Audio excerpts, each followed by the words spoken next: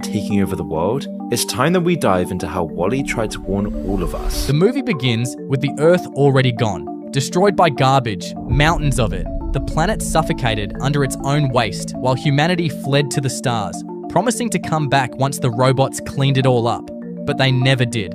For centuries, he's been alone doing the job humanity walked away from, picking up the pieces, compressing them into towers, and treating the leftovers of our world like sacred artifacts. He collected the things we threw away, a Rubik's Cube, a lighter, even an old boot. Objects we called useless, he treats like treasures. And somewhere in that silence, WALL-E becomes more human than the people who created him. Then Eve arrives, a machine of pure perfection sent from an axiom with a single directive: find life. WALL-E is immediately laid in hover chairs all day, faces glued to screens, sipping endless fast food drinks while corporate advertisements lull them into obedience.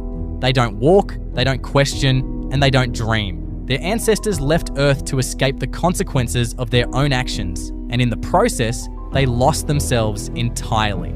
According to the movie, people were so fixated on their screens that they completely forgot the world around them existed. A woman gets her screen knocked away and sees the ship's pool for the first time. Despite living her entire life there, the screen was their entire world, and everything outside it just stopped being real, kept them fixated on their screens. BNL, as the film called it, company and industry after industry. Agriculture, aerospace, energy, media, and finally, government. By the year 2105, BNL controlled over 2 million subsidiaries and governmental bodies. Its CEO was framed like the President of the United States, standing at a podium, wearing a suit while other characters called him Mr. President. Kids aboard the ship were taught from birth that B is for by and large, your very best friend. B is for by and large, your very best friend. By and large was your bank, your grocery store, your government, and your news. BNL was on every screen, every logo, and every voice that spoke to the people on the earth. It started as a convenience, then became a comfort, and finally, a cage. When life on Earth became impossible, it was BNL that promised salvation. They owned the ships, they built the Axiom, and they assured everyone it was temporary. Just a 5-year cruise while the robots cleaned up the planet. But 5 years turned into 700.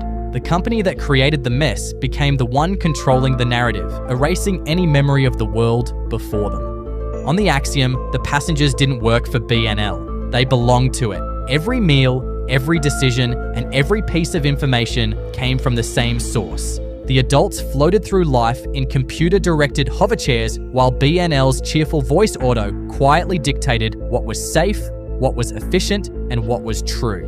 There was no rebellion because people were too stupid to remember what freedom felt like.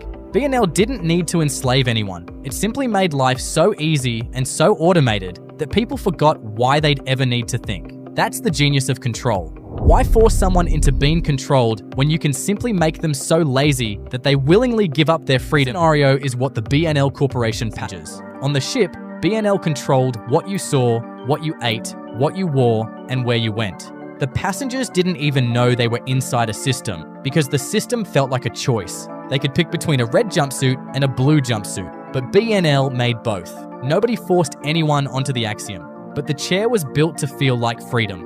WALL-E was a warning about us, about where we're heading if we're not careful. That convenience is not all it seems, that you will be taken advantage of if given the chance. The film showed us what happens when someone trusts the system and becomes so stupid that it took a robot to save humanity. That's the prophecy, that's the timeline, and if we can't change it, we'll be doomed forever. Can we just normalize letting people have fun